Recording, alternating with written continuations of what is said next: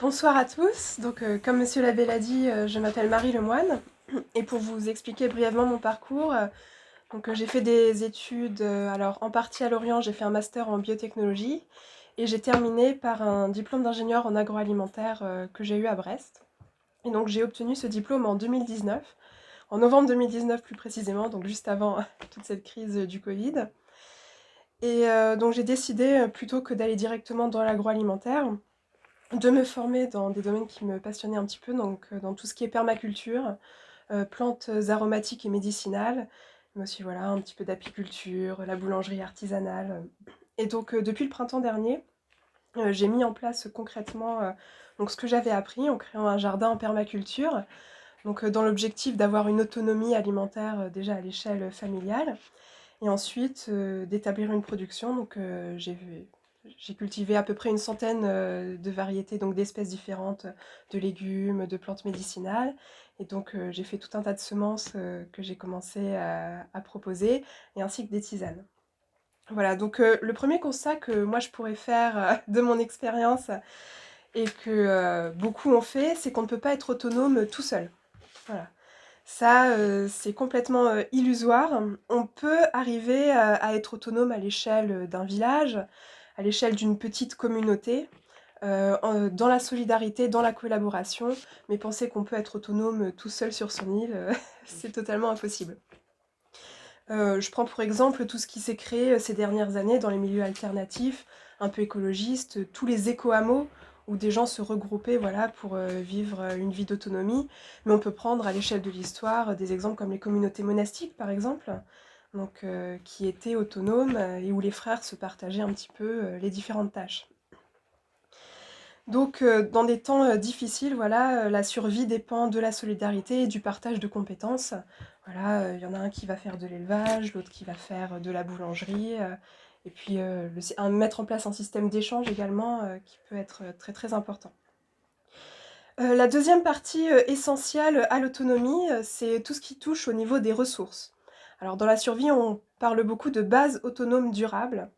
D'être sur un lieu qui nous permet d'être autonome et d'y rester. Donc en ayant en premier lieu de l'eau. Donc ça, c'est quelque chose de très très important. C'est-à-dire avoir un puits, avoir une source, avoir accès à de l'eau. Si demain on vous coupe l'eau courante, bah, il faut toujours pouvoir boire. Et aussi avoir de quoi la filtrer, la purifier. Parce que c'est pas tout d'avoir accès à de l'eau, mais si on peut pas la boire, ça pose des problèmes. Vous avez toutes les maladies qui vont avec. Donc voilà, l'eau, premier point essentiel. Deuxième point essentiel, le bois.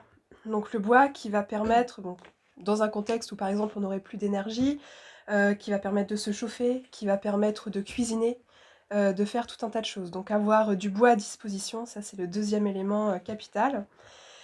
Et donc finalement, le troisième élément, c'est avoir de la terre pour pouvoir cultiver. Pour avoir des fruitiers, mais également des légumes. Puis voilà, pouvoir faire aussi éventuellement de l'élevage. Donc voilà, et c'est le point que je vais développer plus particulièrement ce soir. Tout ce qui va être production de fruits et légumes et tout ce qui est permaculture. Donc alors quand on parle de tout ce qui est permaculture, tous ces domaines d'autonomie, la première chose à faire c'est de se former. Ça c'est primordial. Alors, se former, vous pouvez commencer à faire ça par vous-même, via Internet. On a la chance d'avoir sur YouTube pas mal de personnes qui l'ont fait, qui vous proposent des vidéos, et des vidéos assez pratiques où on les voit au jardin, etc. Donc ça peut être une bonne chose. Mais également se former par l'achat de tout un nombre de livres, avoir une bonne bibliographie familiale à la maison. Et c'est un point que je trouve assez important parce que c'est assez facile d'enregistrer des documents sur votre ordinateur, sur votre clé USB. Mais voilà, si jamais vous n'avez plus accès à l'électricité, à internet, que votre ordinateur tombe en panne, que vous ne pouvez pas en racheter, tout est perdu. Faire l'achat de livres que vous pourrez même transmettre aux générations futures, c'est quelque chose qui me semble assez important. Donc tout au long de cet exposé, je vais vous citer tout un nombre de livres que moi je trouve assez importants, assez essentiels, mais ce qui ne vous empêche pas après de faire vos propres recherches et d'en acheter d'autres, bien entendu. Donc pour commencer par la permaculture, donc là nous sommes en automne-hiver, c'est la saison idéale pour commencer. Alors la première étape, C'est l'étape de préparation du sol. Du sol dans lequel vous allez planter vos arbres, du sol dans lequel vous allez cultiver vos fruits et légumes. C'est ce qui est très très important parce que c'est par la richesse du sol que vous allez avoir une très bonne production et des légumes qui seront également riches. Alors je prends l'exemple des êtres humains, nous on a besoin pour vivre de vitamines, de minéraux, de fer, que sais-je. Mais en fait les plantes c'est pareil. Elles ont besoin de divers éléments variés et s'il leur en manque, ça va nuire à leur culture, à leur pousse. Donc alors, votre sol, quand vous arrivez dans votre jardin par exemple, ce que vous voyez dans l'agriculture conventionnelle, c'est on retourne tout. Alors vous voyez des étendues de champs qui sont retournés, labourés. Donc ça, c'est typiquement ce qu'il ne faut pas faire. Pourquoi? Parce qu'il y a une vie dans le sol, il y a des micro-organismes, des vers de terre qui vont créer toute cette vie, toute cette variété, qui vont créer les éléments essentiels à la pousse de vos végétaux. Et en fait, beaucoup de ces bactéries sont sensibles et à l'oxygène et aux rayons UV, qui vont les tuer en fait. Donc si vous commencez par bien bêcher, bien retourner votre sol, vous allez en tuer toute une partie. Donc alors ce qu'on fait en permaculture, c'est qu'on va construire par-dessus le sol qui est existant. Donc le sol qui est existant, on n'y touche pas. Et donc on va rajouter par-dessus différentes couches qui vont créer un espèce de terreau naturel dans lequel on va planter nos plantes. Donc alors concrètement, on va apporter différentes couches de matériaux, du bois, de la paille, du gazon, qui vont correspondre en fait à de l'azote, du carbone, qui vont se dégrader au fur et à mesure des mois et des années, et qui vont en fait enrichir au fur et à mesure votre sol et nourrir vos plantes, sans que vous ayez besoin de rajouter d'engrais en fait. Donc, alors ce qu'on fait, c'est que concrètement, on arrive, on est sur notre terrain, on va mettre une première couche de paille, ensuite une couche de bois mort, de branches que vous avez pu trouver en forêt. On peut mettre une couche de feuilles mortes, d'humus, ensuite une couche de tonte fraîche, de gazon. Et en fait, on recommence ainsi de suite jusqu'à avoir une certaine épaisseur. Et à la fin, en fait, on met une bonne couche, une dizaine de centimètres de terre, ou si vous êtes vraiment très pressé de terreau que vous avez acheté au supermarché, si vous n'avez pas eu le temps de le faire vous-même. Et donc en fait, toutes ces différentes couches vont faire une sorte de lasagne qui va se dégrader au fur et à mesure des pluies, des insectes qui vont se développer dedans et qui vont enrichir naturellement votre sol. Donc si vous voulez avoir plus d'informations là-dessus, je peux vous conseiller le guide Terre vivante du potager bio. Donc, guide Terre vivante du potager bio de Jean-Paul Thorez et Christian Bouet. Donc ils vont vous parler un petit peu de toute cette préparation du sol et qui vont ensuite vous parler en général de la culture des légumes, de A à Z, des maladies qu'il peut y avoir. Donc c'est un guide assez complet sur le potager en permaculture. Alors c'est de Jean-Paul Thorez, Thorez, et Christian Bouet, Boue. Voilà, c'est le guide Terre vivante du potager bio. Alors donc, une fois que vous avez fait ces buts-là, d'année en année, vous pourrez les réenrichir toujours à l'automne-hiver quand vous aurez plus de légumes dessus. Donc pour les réenrichir, vous pourrez faire l'année suivante le même principe de lasagne. Donc vous avez votre but qui s'est un petit peu dégradé, qui s'est un peu affaissé. Vous rajouterez de la paille, un peu de branchage, d'humus, etc. Vous pourrez rajouter également du compost que vous aurez fait vous-même.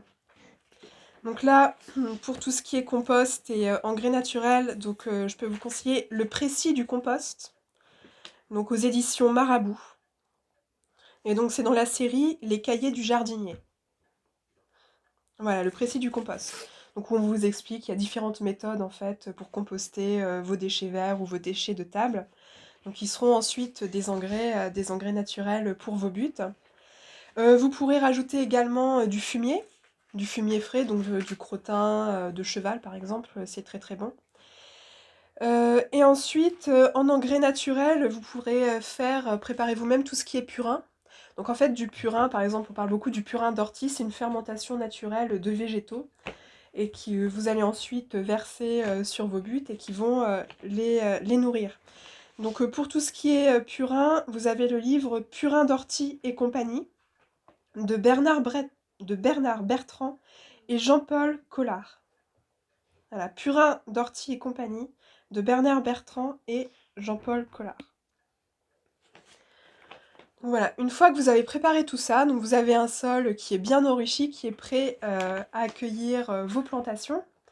Ce qu'il ne faut pas négliger, c'est tout le matériel pour arriver à ce résultat-là.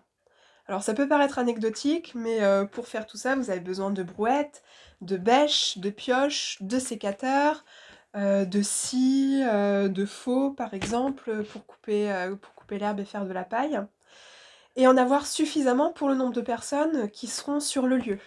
Par exemple, si vous êtes 15 personnes à vouloir vivre en autonomie et que vous avez une brouette et 2 pioches, ça va pas être suffisant. Donc en fait, ce sont plein de petits éléments, mais qui sont très très importants une fois qu'on est, dans le vif du sujet. Donc voilà, une fois que vos buttes sont prêtes, maintenant vous allez pouvoir, prévoir les plantations, que vous allez faire. Donc on est toujours en automne-hiver, donc vous allez pouvoir faire un plan de votre potager, donc pour prévoir, vos plantations et donc il faut prévoir la quantité de chaque légume à planter en fonction du nombre de personnes qu'il y aura à nourrir. Par exemple, ça sera différent si vous êtes 1 ou 10 personnes, il n'y aura pas le même nombre de plants de tomates, de courgettes, de concombres, et cetera. Donc en fait, il faut vraiment calculer le nombre de plants dont vous aurez besoin en fonction du nombre de personnes à nourrir, et ensuite les répartir sur vos buts. Alors pourquoi les répartir? Ce qu'on voit dans l'agriculture conventionnelle, c'est par exemple, si vous voulez cultiver du poireau, vous allez faire toute une bande de poireaux. Ensuite, à côté, vous allez faire toute une bande de choux, et ainsi de suite. En fait, ça, c'est le meilleur moyen de tout perdre si vous êtes en agriculture bio. Pourquoi? Parce que vous avez des maladies qui sont spécifiques à chaque légume. Par exemple, cette année, il y a eu beaucoup de mildiou sur la tomate. Si vous mettez toutes les tomates ensemble, la maladie va arriver d'un côté et va tout ravager et vous aurez tout perdu.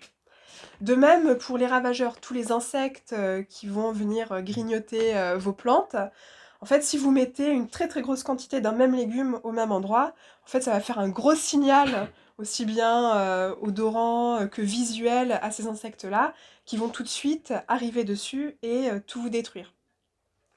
Donc, pour les leurrer, ce que vous allez faire, c'est que bon, il y a des associations, là aussi dans les livres que je vous ai cités, vous allez pouvoir le voir, il y avait des associations de légumes, où vous allez mettre une tomate ici, une tomate là, un plant de chou ici, un plant de chou là. Et en fait, vous allez les mettre à côté de certains aromatiques ou de certaines plantes qui vont dégager des odeurs très fortes et qui vont en fait leurrer les insectes en question. Et au final, vous n'aurez pas besoin de traiter votre potager contre tel ou tel ravageur, puisque vous aurez naturellement en fait leurré ces insectes. Donc un exemple qu'on peut prendre, c'est planter les carottes à côté des oignons ou les choux à côté des tomates.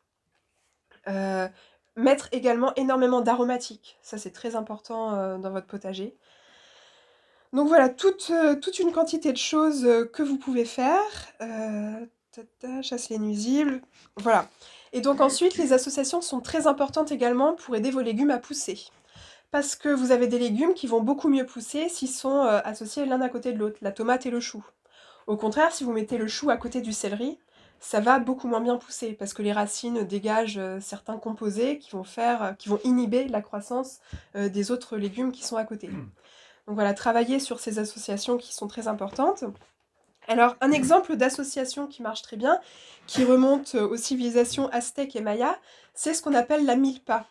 Donc en fait, c'est l'association des courges, des haricots et des maïs. Et en fait, c'est un peu l'exemple type dans la permaculture d'association qu'on peut avoir, parce que les haricots vont capter l'azote de l'air et le retransmettre dans le sol, ce qui va permettre d'enrichir le sol en azote. Ça va faire un engrais naturel pour la courge et pour le maïs.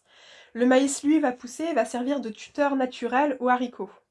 Et ensuite, la courge va, elle, pousser au sol et en fait va faire une sorte de paillage naturel qui va protéger les deux autres légumes des rayons du soleil et permettre de garder une certaine humidité.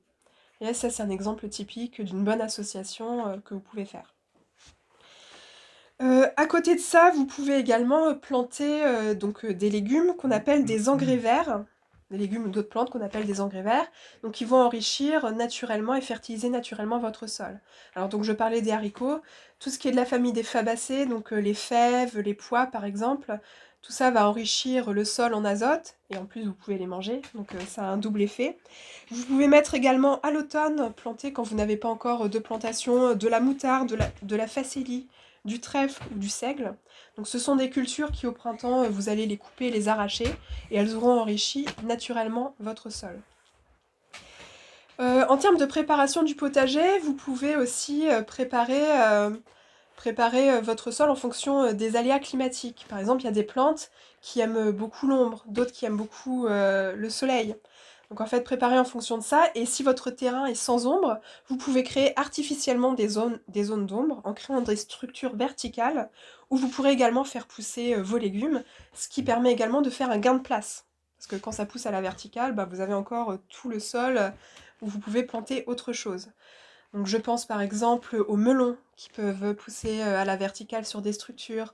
On peut parler des potirons, des gourdes, des haricots. Il y a des haricots grimpants, il y a des petits pois grimpants. Donc voilà, vous pouvez préparer tout un tas de structures qui pourront permettre de faire de l'ombrage et aussi de gagner de la place au sol. Voilà, alors, dans cette préparation du potager, il faut également prévoir une rotation des cultures. Pourquoi?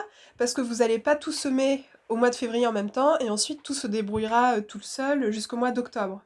Vous allez avoir des cultures qui vont durer 1 ou 2 mois et ensuite vous allez les remplacer par d'autres. L'objectif en fait c'est d'avoir votre but de culture tout le temps pleine. Tout le temps pleine et en fait vous renouvelez en permanence, ce qui permet d'optimiser la production. Quand une culture est finie, hop, on l'enlève, on en met une autre, et ainsi de suite. Par exemple, je peux parler des fèves et des petits pois. Les fèves et les petits pois sont assez résistants au gel, donc on peut commencer à les semer dès le mois de février. Et donc en fait, ils vont pousser, ils vont commencer à donner tout le printemps. Et la culture des fèves et des petits pois va se terminer au mois de mai, qui est le mois où vous allez pouvoir planter en pleine terre vos cultures d'été, tout ce qui est tomates, poivrons, etc. Donc non seulement ils auront enrichi le sol en azote, vous aurez pu manger vos productions, le fait qu'ils soient sur place aura empêché que les mauvaises herbes se développent, et donc voilà, c'est ainsi de suite, et il y a aussi beaucoup d'autres situations comme ça à prévoir. Donc voilà, maintenant, votre préparation est faite, on arrive au printemps, ça va être la période des semis. Semis et plantation. Le point essentiel pour les semis, ce sont les graines. Les graines, les semences. Pourquoi? Parce qu'il vous faut des semences reproductibles, de variétés anciennes et qui seront adaptées à votre climat. Donc si vous allez par exemple au supermarché, à Leclerc, Jardiland, que sais-je, et que vous voulez acheter des graines, bien souvent ce que vous allez avoir, ce sont des graines dites F1. Donc en fait, ce sont des graines qui ont été modifiées génétiquement pour que vous soyez obligé de les acheter d'année en année. Vous pouvez pas récupérer vos graines et vous dire ah super, ma tomate, là je récupère les graines et je la replante l'année suivante. Ça vous donnera rien. Donc en fait, ça vous rend totalement dépendant de votre vendeur de semences où vous êtes obligé d'aller acheter d'année en année. Deuxième problème, ces semences F1, donc elles ont été modifiées génétiquement donc pour avoir un bel aspect, voilà, la tomate bien ronde, les tomates bien uniformes, etc. Mais en fait, c'est au détriment de la valeur nutritive. Donc pareil, tous les légumes que vous voyez en grande surface qui sont issus de ces semences génétiquement modifiées, en fait, d'année en année, moi je l'ai vu en cours par exemple, au fil des décennies, ils ont perdu de 50 à 70% des valeurs nutritives. Donc vous voulez bien faire en mangeant des légumes, mais finalement vous avez des légumes totalement vides. Enfin, il y a quasiment plus de vitamines, plus de minéraux, donc voilà, c'est pas l'objectif. Donc il vous faut trouver des semences donc, de variétés anciennes. Donc pourquoi? Parce que voilà, c'est les variétés originelles, mais elles ont été sélectionnées au fil des siècles pour déjà être résistantes à pas mal de choses. Résistantes aux parasites, résistantes aux maladies, résistantes à des conditions extrêmes. Par exemple, moi j'ai une variété de choucal qui résiste à -20 degrés l'hiver et qui pousse sous la neige. À l'inverse, vous pouvez avoir des variétés de tomates ou de poivrons qui sont résistants à la sécheresse l'été. Donc ça, ce sont des qualités très très intéressantes. Et si vous avez en plus des semences reproductibles, en fait, vous pouvez vous-même les entraîner d'année en année à résister aux conditions climatiques qui sont celles de votre lieu. Donc par exemple, je prends l'exemple du mildiou. Cette année, pour ceux qui font un peu de potager, il y a eu voilà, du mildiou sur les tomates. Beaucoup de gens ont perdu leurs tomates. Mais par exemple, si vous avez des tomates qui ont résisté à cette maladie, c'est très très intéressant de garder les graines de ces plants-là. Pourquoi? Parce qu'ils auront enregistré génétiquement la résistance à cette maladie. Et l'année suivante, ils seront plus résistants. Et d'année en année, en fait, vous vous retrouvez, moi j'ai vu des gens qui font ça depuis plusieurs années, ils ont des plants qui ne sont plus du tout touchés par le mildiou, par exemple. Pourquoi? Parce qu'ils les ont entraînés d'année en année. Donc alors, pour vous procurer pour vous procurer pardon, ces semences, alors vous avez des sites de semenciers, vous avez par exemple Cocopelli, vous avez la ferme de Sainte-Marthe. Alors moi aussi j'en vends, vous pourrez voir à la sortie ma sélection. Vous avez Pascal Pout aussi qui fait des semences résistantes à la sécheresse notamment, c'est sa spécialité. Donc voilà. Alors, une fois que vous avez vos semences, il va falloir les semer. Et donc pour ça, il vous faut tout un tas de matériel. Donc si vous voulez vraiment une autonomie, voilà, à l'échelle de votre famille, à l'échelle du petit groupe que vous allez nourrir, il vous faut impérativement une serre. Voilà, une serre, alors une serre, ça peut être une véranda, ça peut être un tunnel avec une bâche, vous pouvez le bricoler avec des fenêtres, ce que vous voulez, mais il vous faut absolument une serre, parce que vos semis, vous allez les commencer dès le début février, et vous pourrez mettre en terre vos plants qu'à partir de la mi-mai, parce que il faut qu'ils soient protégés absolument du gel. Donc vous pouvez pas manquer à avoir une serre. Il vous faut du terreau pour les semis. Alors il faut un terreau spécifique pour les semis, hein, qui soit assez aéré, qu'il n'y ait pas de trop gros morceaux pour que les racines puissent bien s'étendre. Donc ce terreau, vous pouvez le faire vous-même. Donc là, je vous renvoie au livre que je vous ai déjà cité, par exemple sur le compost ou sur la permaculture. Vous pouvez également, bon, en cas d'extrême urgence aussi l'acheter, hein, bien sûr.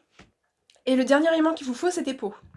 Des petits pots pour repiquer, il vous en faut un certain nombre.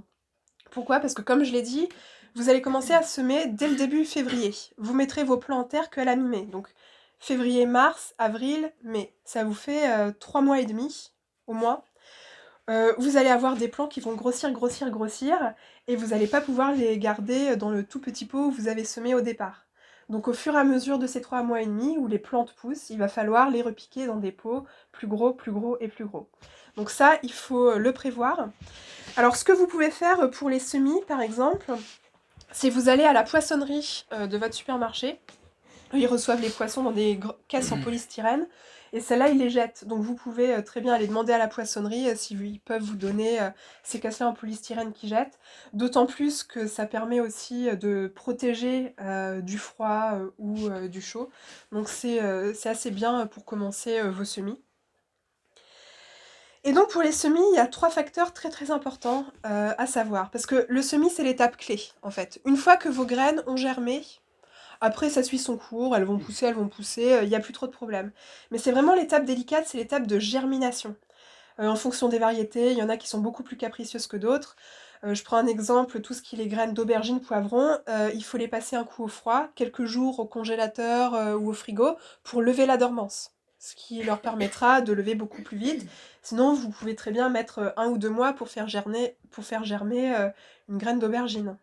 Et donc après, c'est un retard que vous prenez après sur toute la production. Vous avez des graines comme par exemple celle d'Artemisia qui germe à la lumière. C'est-à-dire que vous allez la saupoudrer sur votre terreau, mais il faut surtout pas remettre du terreau par-dessus. Sinon, ça germera pas. Donc voilà, ça, ce sont des spécificités à connaître. Et il y a 3 éléments principaux qui font que votre graine va germer. Le premier, c'est la lumière. Il faut absolument qu'il y ait de la lumière. Donc vous pouvez pas vous dire oui je vais mettre au milieu de mon salon par exemple. Ici si je voulais faire germer une plante, je peux pas la mettre à germer ici, même s'il y a de la lumière qui rentre. Il faut absolument que dans les premiers temps, ça soit mis derrière la fenêtre par exemple. Donc la lumière, très très important pour que ça germe. Ensuite la chaleur. La chaleur, il faut que vous ayez une température nocturne d'au moins 15 degrés pour beaucoup de plantes. Pour que les graines puissent germer et germer rapidement. Là aussi, ça ne nous intéresse pas qu'elles germent au bout de 2 ou 3 mois. Parce que là, c'est un retard qu'on va accumuler terrible. Donc pour que ça germe et que ça germe rapidement, il faut une température élevée. Donc mettons que vous ayez une serre à l'extérieur de chez vous, mais qu'elle ne soit pas chauffée. Ce que vous pouvez faire, c'est mettre à germer vos graines à l'intérieur, chez vous, là où il y a du chauffage, derrière la fenêtre, et quand ça a germé, après vous pouvez les mettre dans votre serre en extérieur. Après, là, qu'il fasse un petit peu plus frais, ça va pas forcément gêner. Mais il faut que pour le démarrage, la germination, il y ait de la chaleur. Et le troisième point essentiel, c'est l'humidité. Il ne faut pas que le terreau dans lequel vous aurez semé vos graines sèche. Donc ce qu'il faut faire, c'est tous les jours humidifier votre terreau. Ce que vous pouvez faire, c'est acheter un petit spray. Comme, par exemple, vous avez les sprays pour les vitres, là, vous remplissez d'eau et puis, vous aspergez, vos petites, pots, de semis, le matin, le soir. Enfin, vous voyez, dès que ça commence à sécher, il faut humidifier pour que la graine pousse bien. Et un dernier élément, il faut pas les enfoncer trop profondément dans votre pot. Il faut que ça soit vraiment en surface. On va dire, 1/2 centimètre, 1 centimètre, en dessous, du niveau de la surface, c'est bien. Alors, en fonction des graines, bien sûr, je citais l'artémisia tout à l'heure qui germe à la lumière, voilà. Mais en général, pas les enfoncer beaucoup trop, parce que sinon elles mettront plus de temps à germer. Alors au niveau de la germination, je pense que, j'ai tout dit. Donc, maintenant on va arriver, à la mi-mai. Donc, quand il y a plus de gelée, vous pourrez mettre, vos petits plants en terre. Une fois que vous les avez mis en terre, ce qui est important les premiers jours, c'est de bien arroser. Enfin ça dépend. S'il pleut dehors, vous n'avez pas besoin d'arroser, mais s'il fait sec, il faut arroser les premiers jours, après que vous ayez planté, parce que c'est là où les plantes sont le plus sensibles. Donc, si en plus il fait très, très sec, elles risquent de mourir. Et tout de suite, ce que vous allez faire, c'est que vous allez mettre un paillage. Donc ce qu'on appelle un paillage, donc c'est une couche importante de paille. Ça peut être, du BRF, donc le BRF, c'est un mélange de bois, coupé, très petit. Et en fait, ce paillage qui va être très, très épais, donc une bonne couche, comme ça, hein, de paillage, que vous allez mettre tout autour, de votre plant, heu, ça va éviter l'évaporation. Tout simplement, ça va protéger des rayons du soleil, surtout en été, et ça va permettre de conserver l'humidité. Ce qui fait que vous aurez besoin de beaucoup moins d'arrosage. Donc si vous avez déjà une graine au départ qui est peu sensible à la sécheresse et que vous avez toute cette couche qui protège de l'évaporation, vous pouvez vous retrouver des fois à arroser certaines plantes une seule fois par mois, par exemple l'été, ce qui n'est pas négligeable. Si vous êtes dans un contexte d'autonomie où vous avez besoin de faire des économies, par exemple au niveau de l'eau, c'est très très important. Donc là, on revient au point du départ, donc sur l'arrosage. Donc je disais avoir accès à une source, à un puits. Vous pouvez faire l'acquisition donc de cuves de récupération d'eau, par exemple, si vous n'avez pas de point d'eau ou autre, parce que ça, avec les pluies de l'hiver, ça vous permet de les récupérer et ça vous permet voilà, de garder cette eau pour les arrosages. Donc voilà, une fois que vous avez planté, donc j'ai parlé des arrosages. Heu, Normalement, vous aurez quasiment pas d'entretien à faire parce que si une butte est bien construite, en fait, elle va être pleine de vos légumes. Vous allez avoir un plant de tomates avec à côté un basilic, à côté une laitue, à côté de la roquette, ensuite une aubergine, et cetera. Et votre butte sera pleine, complètement remplie, il reste pas, 1 cm². Et donc du coup, en fait, il y a pas d'espace pour que les mauvaises herbes poussent. Donc pas de désherbage. Donc ça, c'est aussi un énorme gain de temps. Donc le seul entretien que vous pourriez avoir, c'est au niveau des nuisibles. Mais là, je vous l'ai dit, vous avez des solutions naturelles. Je vous ai cité un livre sur purin d'ortie et compagnie. Donc c'est bien pour la fertilisation, mais ça vous donne aussi des purins et des recettes qui vont vous permettre en fait de chasser naturellement, entre guillemets, les nuisibles. Par exemple avec l'absinthe. L'absinthe, c'est un très très bon répulsif. Et alors le dernier point très très important, c'est la pollinisation au niveau de votre jardin. Parce que vous pourrez avoir la meilleure des terres, les plus belles plantes, bien vigoureuses, etc. Si vous n'avez pas les pollinisateurs, donc les abeilles qui viennent butiner vos fleurs pour les féconder, pour que vous ayez des fruits, ça sert à rien. Et surtout qu'on est un peu dans une période voilà, où il y a de moins en moins d'abeilles. Donc ce qu'il faut que vous fassiez, c'est qu'il faut attirer les abeilles dans votre potager, faire en sorte qu'elles y restent. Donc là, ce qui est très, très important à faire, c'est de planter, donc beaucoup de fleurs et d'aromatiques. Donc des plantes mellifères qui vont nourrir vos abeilles. Et en fait, ce sont des plantes très, très intéressantes parce qu'elles sont c'est un peu du 4 en 1. Pour beaucoup, elles sont à la fois comestibles, médicinales, elles permettent de lutter contre les parasites et elles sont mellifères. Donc en permaculture, la fleur, la plante médicinale, c'est un peu, la panacée.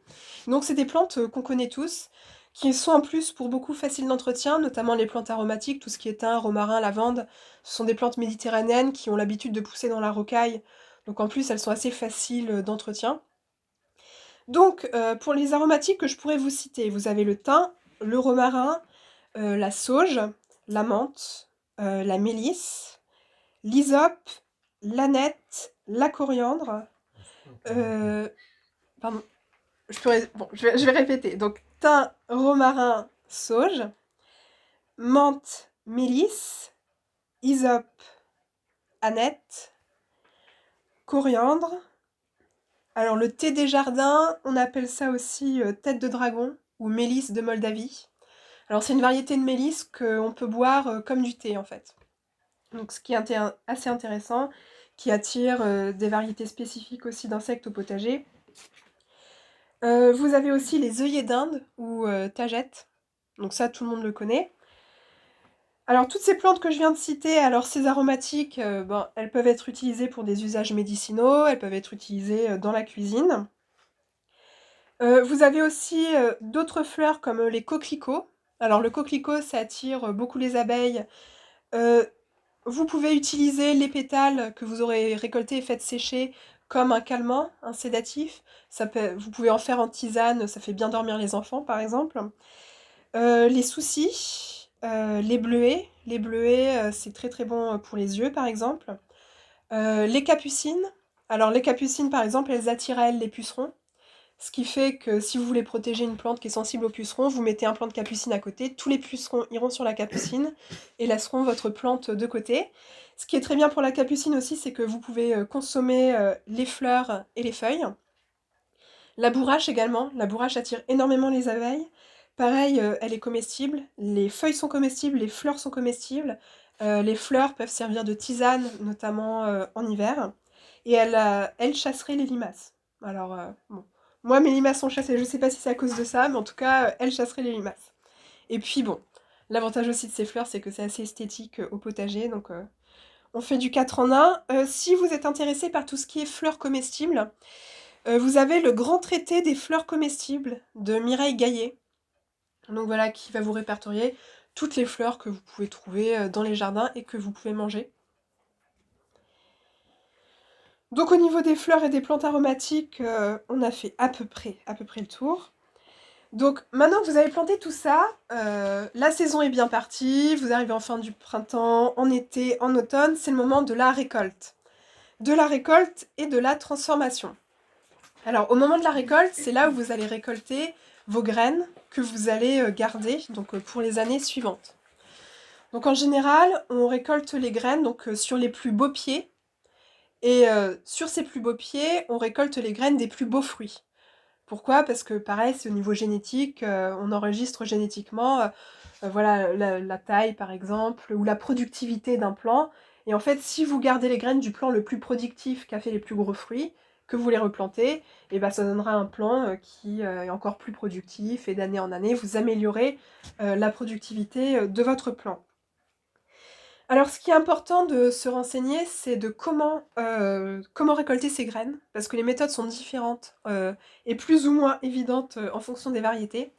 Par exemple, pour récolter les graines de tomates, il faut les faire fermenter. Donc voilà, vous les récupérez à la petite cuillère, vous récupérez dans l'espèce de gélatine qu'il y a à l'intérieur de la tomate. Vous mettez dans un verre, vous rajoutez de l'eau, et là vous laissez à fermenter 2 ou 3 jours. Cette fermentation, ça aura grignoté toute cette gélatine qu'il y a autour de la graine. Ensuite, vous les passez à la passoire sous l'eau, en les nettoyant. Et en fait, vous aurez des graines qui sont propres, que vous aurez juste à laisser sécher, et ensuite à conserver. Donc ça, c'est la spécificité de la tomate, mais vous avez pareil pour d'autres légumes. Donc là, le livre que je vous ai cité au départ, le guide Terre vivante du potager bio, vous explique bien aussi comment conserver vos graines. Mais alors après, voilà, vous pouvez aussi trouver d'autres livres sur la permaculture qui vous en parlent. Quand vous récoltez, que vous faites sécher vos graines, ce qui est très important, c'est de les faire sécher à l'abri de la lumière, parce que les UV peuvent avoir un effet néfaste sur la germination. Donc à l'abri de la lumière, au sec aussi. Et pareil pour la conservation. Il faut que vous gardiez vos graines à l'abri de la chaleur, à l'abri de la lumière et à l'abri de l'humidité. Alors l'idéal, vraiment l'idéal pour conserver des graines et qu'elles germent par exemple 7 ans après que les ayez conservées, c'est de les mettre au congélateur. Vous les mettez dans un tupperware bien hermétique, au congélateur, et là, vous pouvez les garder des années. On a l'exemple, je ne sais plus si c'est au pôle Nord, voilà qu'il y a une organisation internationale qui a stocké des milliers de graines de toute la Terre au cas où il y ait un problème nucléaire ou que sais-je.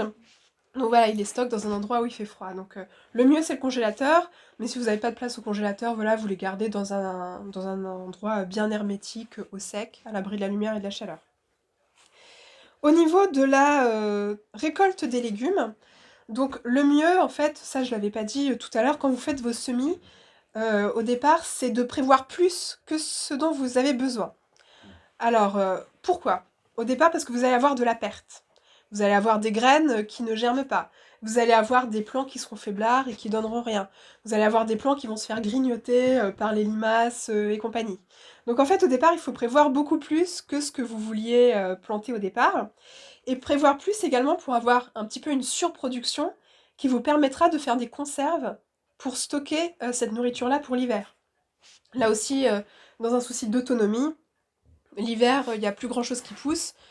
Vous avez plus grand-chose à l'extérieur. Donc si vous avez fait des conserves de ratatouille l'été, de haricots, etc., ça vous permet encore d'avoir une diversité alimentaire tout au long de l'hiver. Et donc là, il faut également donc s'intéresser aux méthodes de conservation des légumes parce que bon, la plus simple, on va dire, c'est le congélateur, mais le congélateur marche à l'électrique. Si vous n'avez plus d'électricité, tout tombe à l'eau. Donc, il faut s'intéresser aux méthodes de séchage. Vous avez également les fumoirs, vous avez la conservation dans le sel, la lactofermentation, comment faire des conserves, tout simplement. Donc alors pour ça, vous avez le traité Rustica de la conservation, qui voilà, va vous dire pour chaque légume en fait ce qui peut être fait. Il vous donne différentes techniques, donc c'est assez bien. Et alors pour ce qui est lactofermentation, alors la lactofermentation, c'est en fait, vous avez votre pot de conserve, vous mettez votre légume et en fait vous le mettez dans une saumure. Et en fait c'est elle qui va conserver votre légume. Vous n'avez pas besoin de faire un traitement thermique à la chaleur ou autre. Vous mettez juste dans une saumure. Et donc pour tout ce qui est toutes ces fermentations-là, vous avez le livre Fermentation, avec un point d'exclamation, de Sandor Elix Katz. Alors, fermentation, point d'exclamation, de Sandor, S-A-N-D-O-R, Elix, E-2-L-I-X et Katz, K-T-Z. Alors, c'est le livre le plus complet sur tout ce qui est fermentation. Alors, il va vous parler aussi bien de comment faire du pain avec la levure, parce que la levure, le levain naturel, c'est une sorte de fermentation. Comment faire vos boissons fermentées, kéfir, kombucha, comment faire de la bière, par exemple. Il va vous parler de tout ce qui peut être fermenté ou lacto-fermenté. Donc une fois que vous avez fait ça, vous avez atteint une bonne petite autonomie. Donc alors ce qui peut vous manquer, c'est au niveau protéines, ben, ce qui est simple à mettre sur une base autonome durable, ce sont des poules. Voilà.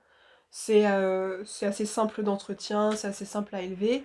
Donc les poules, c'est très bête, quelques poules, ça vous donne des œufs, ça vous donne votre quantité de protéines quotidienne à avoir. Alors après, plus vous êtes nombreux et plus vous avez de compétences, vous pouvez agrandir, vous pouvez avoir des chèvres. Avec les chèvres, vous pouvez faire votre fromage. Moi, j'ai pour exemple une ferme où je suis allée dans le Finistère. Ça s'appelle l'Arche du Gwenvez. Ils sont une quinzaine de personnes et avec une vache, ils arrivent à faire tous leurs produits laitiers. Donc fromage, yaourt, fromage blanc, etc., etc. Donc voilà, si vous arrivez à être suffisamment nombreux pour que chacun puisse s'occuper de quelque chose, ça peut être assez intéressant. Pareil, vous pouvez mettre des ruches sur votre base. Déjà que vous avez fixé les abeilles, je crois qu'il y a des personnes qui font un peu d'apiculture qui pourront vous renseigner là-dessus, mais voilà. Donc alors pour l'autonomie en général, au niveau de la ferme, vous avez la collection Maison rustique du 19e siècle. Donc Maison rustique du 19e siècle, notamment le tome 3 qui s'intitule Arts agricoles. Alors ça, vous le trouvez en PDF gratuitement sur Internet. Voilà, vous avez un site, voilà, ils ont fait l'effort, voilà, de tout scanner, de tout remettre au goût du jour. Et donc alors le tome 3, c'est sur les arts agricoles, il va traiter de tout ce qui est élevage, apiculture, les transformations, comment à partir de votre lait vous faites du fromage, à partir de vos abeilles, bon, vous avez du miel, etc., etc. Il parle même des vers à soie, par exemple. Donc c'est assez large, avec des techniques du 19e siècle. Donc si on revenait à une ère où on n'a plus d'électricité, plus ce genre d'appareil, ben, voilà, des techniques qu'on pourrait utiliser nous. Et en fait, toute cette série de livres va vous parler après plus largement de l'arboriculture, comment tailler ses arbres fruitiers, etc. Donc voilà. Vous avez également, alors, Le Grand Marabout de l'Autosuffisance de John Seymour, qui est une référence en matière d'autosuffisance. Et lui aussi, alors il va vous parler du potager, de comment organiser son potager, et en fonction également de la place dont vous disposez. Voilà, si vous avez 1 hectare, 2 hectares, 3 hectares, on ne va pas organiser de la même façon. Et puis il va vous parler un petit peu de toute l'autosuffisance au niveau de la ferme, même des choses assez basiques pour les néophytes, donc comment vous construisez un abri, voilà, des choses assez bêtes, mais si vous ne le savez pas, voilà, ça peut vous donner quelques notions.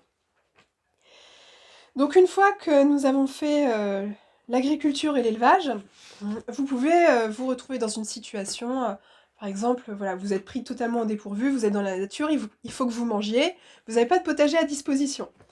Il y a tout un tas de choses qui se mangent dans la nature, aussi bien des arbres que des plantes sauvages, qui peuvent vous faire sur votre base autonome un très très bon complément, et puis qui peuvent vous dépanner, voilà, au besoin. Donc sur la cueillette sauvage, alors les arbres c'est très très intéressant. Alors donc on connaît tous le châtaignier, mais vous avez également le chêne avec les glands qui se mangent. Alors il y a tout un procédé où il faut les laver dans plusieurs eaux pour enlever les tanins, mais c'est très très riche en protéines, donc ça c'est intéressant. Vous pouvez faire des pâtés végétaux avec par exemple, vous pouvez faire des tartes, vous pouvez faire de la farine de gland, vous pouvez faire un succédané de café en le torréfiant.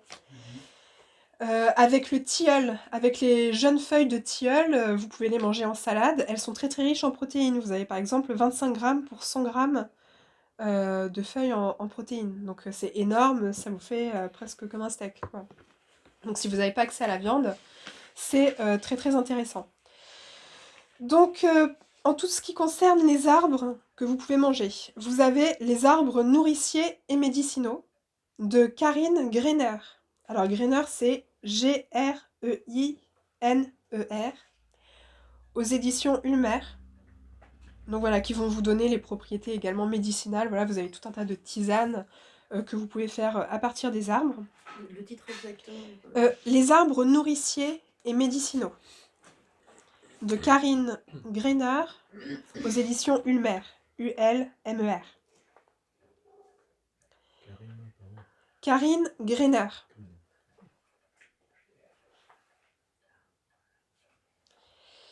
Et ensuite, au niveau des plantes sauvages, donc vous avez, donc vous connaissez par exemple les pissenlits, vous avez le plantain, vous avez l'ortie, très très riche. Alors les soupes d'ortie, vous pouvez faire tout un tas de choses à l'ortie, très riche en vitamine C, donc c'est très intéressant.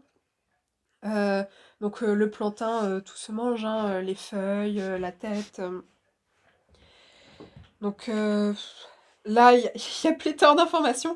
Alors, je vais vous donner la référence des livres, et puis ensuite vous pourrez chercher par vous-même, parce qu'il y a énormément de choses. Il y a l'onagre, par exemple. Alors, l'onagre, vous pouvez le trouver dans la nature, mais vous pouvez également le faire pousser dans votre potager, puis il va même se ressemer tout seul. Alors, on appelle ça le jambon du jardinier.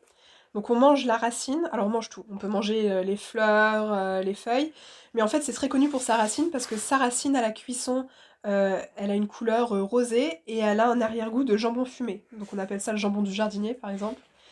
Mais voilà, c'est tout un tas de petites choses, en fait. Vous avez l'alière dans les bois. Donc, c'est une plante qui a une feuille en forme de cœur et qui a un petit goût d'ail. Donc, vous avez bien sûr l'ail des ours. Vous avez les violettes, vous avez tout un tas de choses. Donc alors, au niveau des livres, donc un peu la référence en termes d'auteur, c'est François Couplan. Donc François Couplan, C-O-U-P-L-A-N. Donc si je peux vous citer 2 ouvrages. Donc vous avez Les plantes sauvages et comestibles. Donc ça c'est bien parce qu'il vous donne en plus des recettes. Parce que c'est pas le tout de savoir qu'une plante se mange, mais c'est aussi bien de savoir comment la préparer. Et vous avez également le guide de la chaux des plantes sauvages comestibles et toxiques. Donc le guide de la chaux des plantes sauvages comestibles et toxiques, qui est, je pense, le guide le plus complet en la matière. Ouais, oui, mais une bonne description botanique, vous avez des images.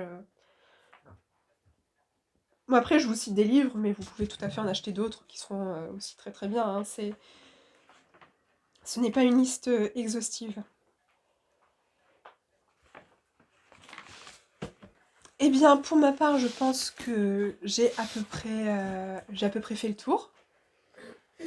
Donc, je sais pas, peut-être que vous avez, si vous avez des questions. Et puis, ah si, sur les arbres fruitiers. Sur les arbres fruitiers aussi, parce que pour l'autonomie, notamment tout ce qui est vitamines, vitamine C, etc. Donc alors, on connaît tout ce qui est les pommiers, les poiriers, etc. Donc bien sûr, vous pouvez acheter, voir chez votre pépiniériste si vous pouvez vous procurer des variétés anciennes. En pommier, vous avez par exemple le pommier du Kazakhstan qui résiste à des températures inférieures à -20 degrés. Donc très très intéressant. Et donc vous avez par exemple la grenade, le grenadier qui pousse aussi dans nos régions. Et vous avez des arbres à petits fruits et qui ont l'avantage d'être très rustiques et pour la plupart de donner à l'automne. Parce que dans l'autonomie, ce qu'on veut, c'est pouvoir manger toute l'année. Donc vous allez avoir des arbres qui donnent l'été, mais ensuite l'automne, l'hiver, c'est bien aussi d'avoir des choses qui peuvent vous donner notamment des vitamines. Donc vous avez par exemple la mélanchier du Canada. Donc c'est l'arbre à myrtille. Donc en fait, il fait des petites baies violettes comme des myrtilles en fait, très très riches en vitamine C. Vous avez l'argousier. Vous avez, le chalef d'automne. Alors chalef, Chalef, de son nom latin Eleagnus umbellata et alors Eleagnus, Eleagnus et umbellata, Umbelata. Donc en fait, ce sont des arbres qui vous donneront plein de petites baies en fait, à profusion, qui sont sucrées et comestibles et ça vous le donne en général à l'automne. L'automne, une partie de l'hiver, ce qui permet de compléter avec tout ce que vous avez comme poirier, pommier, vigne, etc.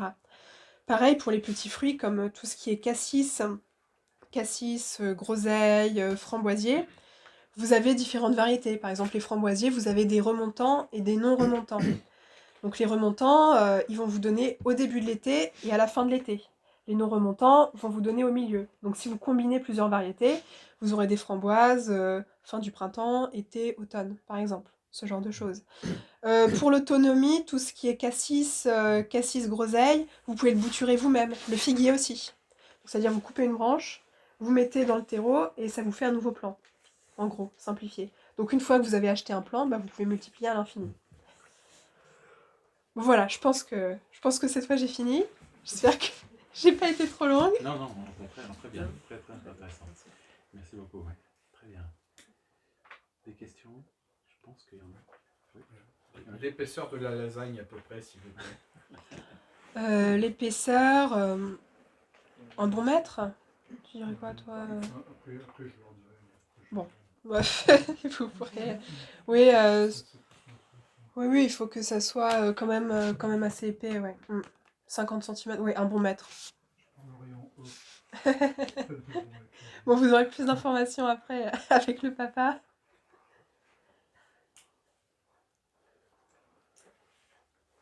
Oui, j'ai de la paille, je mets de la paille bien sûr. Hein. Je fais un peu de permaculture. Ouais.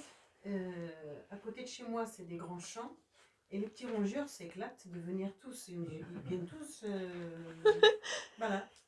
Donc comment je fais? Alors ils me minent partout, ils me mangent tout. Ah bah oui, oui. Alors les rongeurs, bon, alors ce qui est bien, c'est d'avoir des chats, si vous pouvez. Oui, mais mon chat, il va partout dans mon jardin. Il est terrible. Après, dans tout ce qui est les purins, je vous ai cité le livre sur les purins d'ortie, etc. Vous avez des plantes qui sont répulsives contre ces animaux-là, notamment l'absinthe. Donc en fait, si vous faites des sortes de purins que vous pouvez mettre aspergés autour de vos buts ou sur vos plantes, parce qu'il y en a qui sont pas du tout nuisibles à vos plantes, ça va faire une sorte de répulsif naturel qui va un petit peu les chasser. Est-ce que le purin de sureau, j'avais vu que le purin de sureau, donc j'en ai fait, je l'ai mis dans une jerrycan. J'avais vu parce que mes petits pois, j'en ai semé 3 fois, 4 fois, j'en pouvais plus. Et je grattais, il n'y avait plus rien, plus rien. Ah oui, alors pour ça. Alors j'avais vu qu'il disait du purin de sureau. Donc j'en ai stocké, on verra au printemps, au février. Alors pour toutes ces graines-là, oui, c'est vrai qu'il y a des graines, il y a des semis qu'on fait en pleine terre, donc les petits pois, les fèves, les haricots. Alors moi, pour pallier à ça, je les sème en godet. En godet, et ensuite je les repique en terre. Alors ça fait un peu plus de travail, mais une fois que la graine a germé et que ça fait un plant, elles vont pas vous manger les graines. Donc, parce qu'il y a aussi le problème avec les pigeons, par exemple, qui peuvent essayer de vous piquer les graines que vous semez en pleine terre directement. Donc, toutes ces graines-là, moi, ce que je fais, c'est que je les sème en godet. Ça, c'est quelque chose qui peut être pas mal. Après, au niveau de tout ce qui est légumes racines, carottes, etc., bon, ça, il faut essayer de pas les laisser trop longtemps en terre. C'est vrai que bon, ça peut être un peu compliqué. Mais déjà, si vous faites des répulsifs, ouais, notamment l'absinthe, ça c'est quelque chose qui marche bien. L'artémisia, ça marche pas mal dans les buts aussi. Quand on les a fait sécher, les artémisia, on a tué des souris à l'intérieur, enfin dans le local, on les a fait sécher. Les souris ont grignoté ce qui était tombé au sol avant son mort. On les a ramassés le lendemain. Ah oui. Oui, c'est une absinthe. Ça tue les... Ah oui. Oui, nous on a vu au potager que ça donnait de bons résultats. Les plantes poussaient mieux avec, on les avait répartis un peu partout. C'était pas mal. Donc il faut faire pousser l'artémisia. Merci. Mais il faut trouver la graine d'artémisia. Bah, moi j'en ai, si ça vous dit. Mais sinon, Cocopelli aussi en vend. Donc oui, l'artémisia c'est de la même famille que l'absinthe en fait. L'artémisia c'est de la même famille que l'absinthe. Donc l'artémisia, le nom latin c'est Artemisia annua et l'absinthe c'est Artemisia absinthium. Donc en fait elles ont des propriétés qui sont assez similaires, notamment comme elles ont une odeur très forte, elles ont beaucoup d'huile essentielle donc elles sont assez répulsives. L'absinthe, on dit de ne pas la planter trop près de vos légumes au potager parce que justement les racines vont produire des substances qui pourraient nuire aux plantes. Moi, j'ai pas fait ça avec l'absinthe, mais l'artémisia, j'ai mise en plein milieu de mes buts et ça a aidé mes plantes à pousser. Je trouve qu'elles ont mieux poussé à côté de l'artémisia. Donc voilà. Après aussi, c'est ça la permaculture, vous faites des essais. Faut pas prendre pour argent comptant ce que vous dit un livre. On dit ah oui, mais si vous faites ça, ça marchera jamais, etc. Bah, faites votre essai. Vous pouvez faire un petit essai, puis des fois ça peut être concluant et puis ça peut bien marcher. Il y a aussi un point, quand on a fait les buts, on a tendance à vouloir faire très propre tout. Au début, c'était magnifique. On tondait proprement tout autour des buts. Et puis il y a des attaques de pucerons.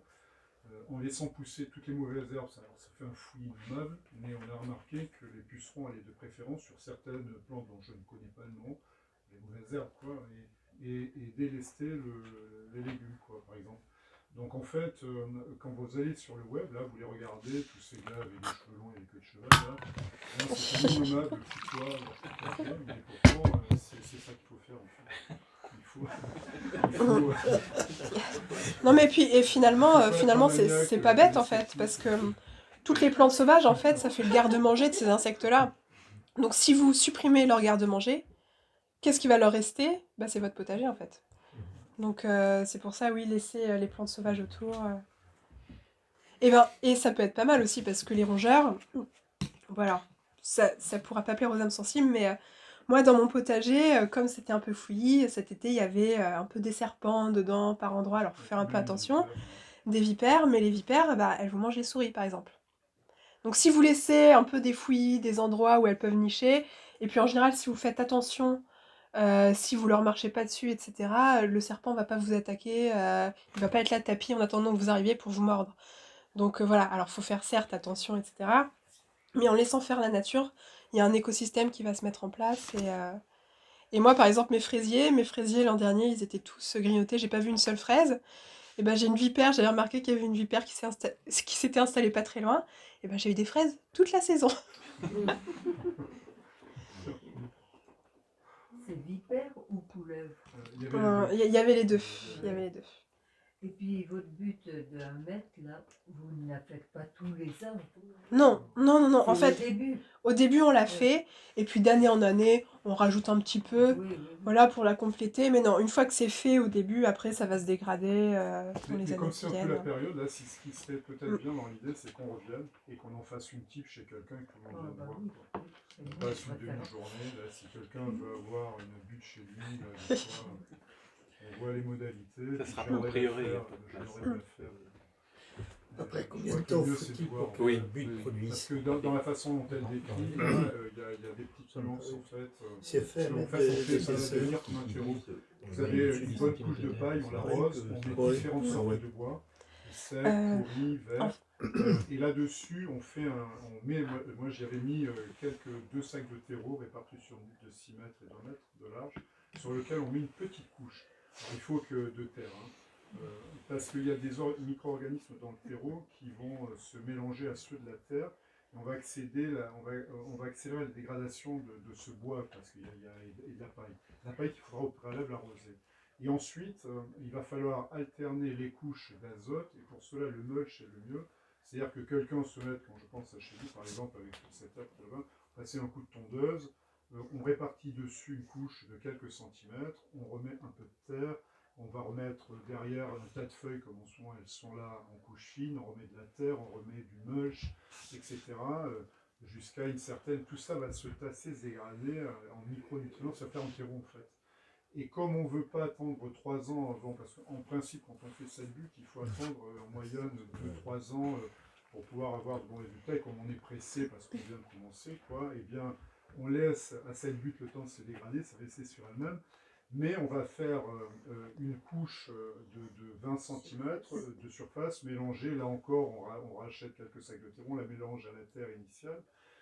Mais au préalable, pour ce faire, on décaissera de 30 ou 40 cm. Pascal, elle est partisane de le mettre sur la terre. Moi, je suis partisan de décaisser la terre et de faire... comme quoi, il y a plusieurs écoles. Ça dépend des muscles. Voilà. Et on a fait... nous, ça représente là-bas 60 tonnes de terre à la pioche. Que j'ai fait, je me suis tapé. Donc, c'est lui qui a fait ça. Oui, c'est ça. Voilà. Donc, écoute, on continue. Non, mais j'ai à peu près tout dit. Ah oui, si vous voulez des références, ça je ne l'ai pas dit, pour les plantes médicinales. Alors, vous avez le livre des bonnes herbes de Pierre Lieutagui. Alors, Lieutagui, c'est Lieutaghi.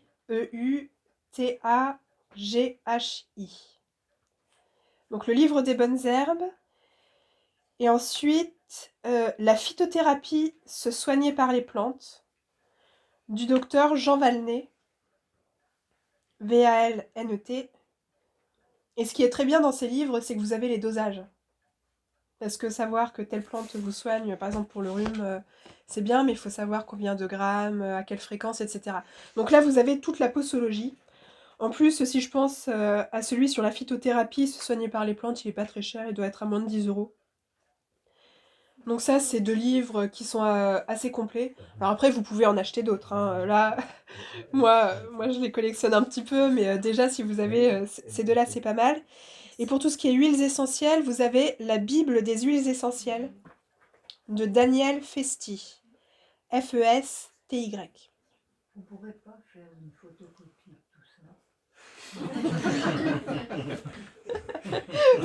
Oui, c'est tout à fait possible. Pourquoi vous n'avez pas pris de notes? Si, j'en ai pris, mais j'en ai marre.